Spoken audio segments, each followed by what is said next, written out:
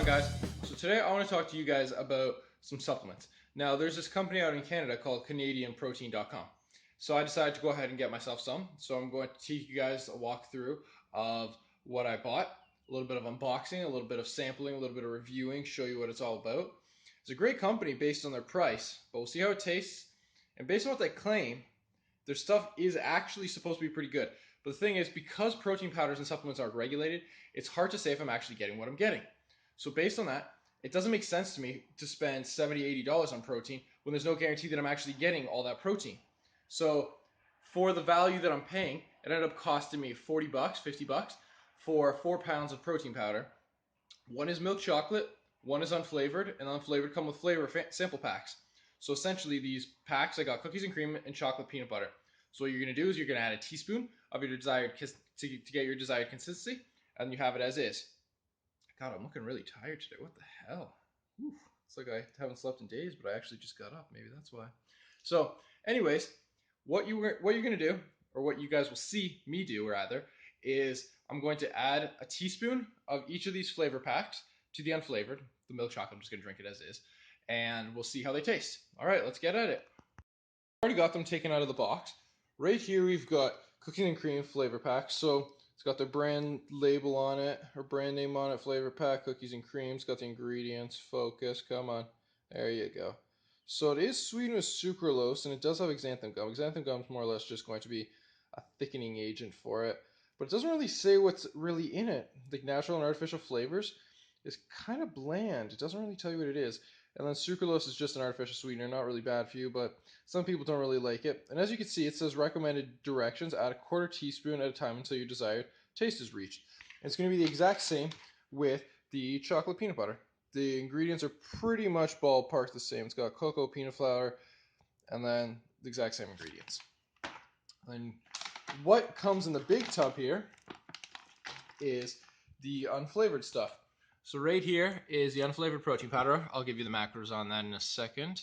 So as you can see, it's actually pretty decent based on what the nutritional facts say. 24 grams of protein, that's pretty much the average per 30 grams, 2.5 grams of fat, and 2 grams of carbs. This is just a whey concentrate, guys. This isn't even isolate. So for it to be that low, that's pretty substantial. And it does come with a little shaker cube in there. 2 pounds. And the other one here is just your milk chocolate. Again, 2 pounds. So they're both pretty much exactly the same in terms of ingredients. It's just the milk chocolate more or less has cocoa added to it, as far as I see here. Yeah, just cocoa powder. The same thing, non-GMO, sunflower lectin, they both have that. Both sweetened with sucralose. Yeah, it's pretty much your standard whey protein. It does give you your amino acid breakdown, and it's got the same stuff you get in BCA. It's actually decently high. So you got your leucine, isoleucine, and as we know, leucine and isoleucine are good to have before you work out and after you work out, being in the 4.6 to 8.8 range. I don't know if you guys can see this. We'll let it focus here.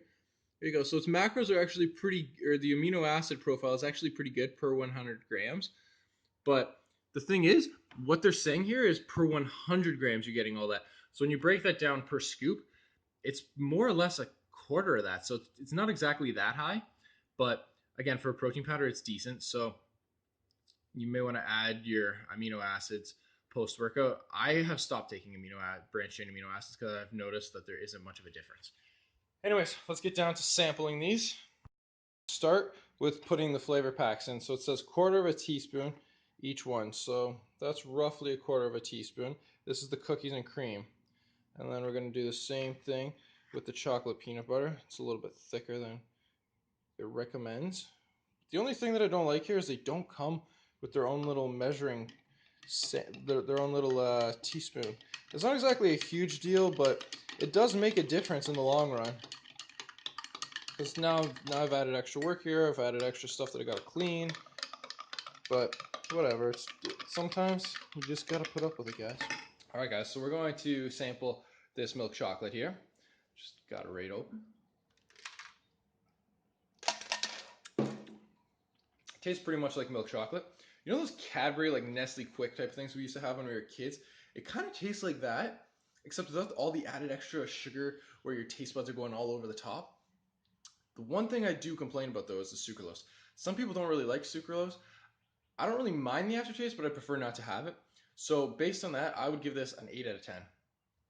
Next, we're going to try the cookies and cream. Now, I don't really like cookies and cream. I've never really liked it, but I got it just in case, my taste preference kind of changed. I saw it was one of the flavor packs that people do tend to buy more, so I figured I'd give it a shot. It's pretty good.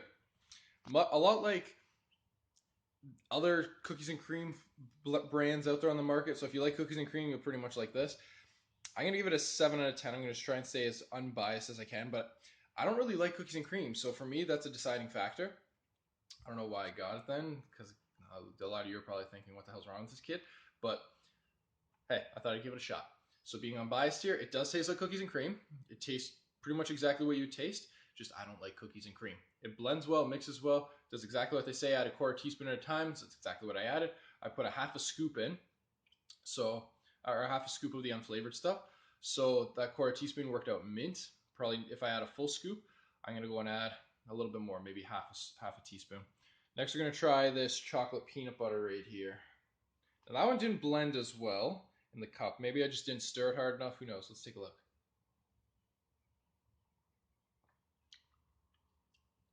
That's good. I think that's my favorite one thus far. That chocolate peanut butter, I give it a 9 out of 10.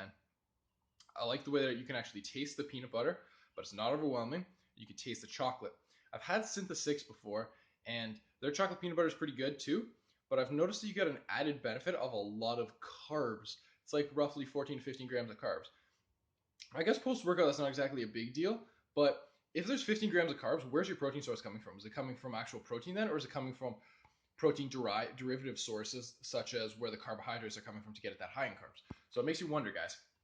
Now, that 9 out of 10 chocolate peanut butter, I think I'm going to be sticking with that for a little while. That's pretty good. Lately, I've been using beef protein, and the aftertaste in that is disgusting. How it makes my stomach feel, having Crohn's disease and all that, I do have to be weary of that kind of stuff, but it doesn't exactly bother my stomach. It just tastes, well, not so much taste, it just kind of makes my stomach gurgle all the time, and it's always curling right after I eat it, and I got like a good 8 to 10 farts out. But so overall, this CanadianProtein.com, the protein powder, I will be going back. It tastes great. It's a good price. Doesn't make sense to me as to why I should be spending more money on supplements when they're right there and they're a good value. Next, I'm going to be trying some of their isolate.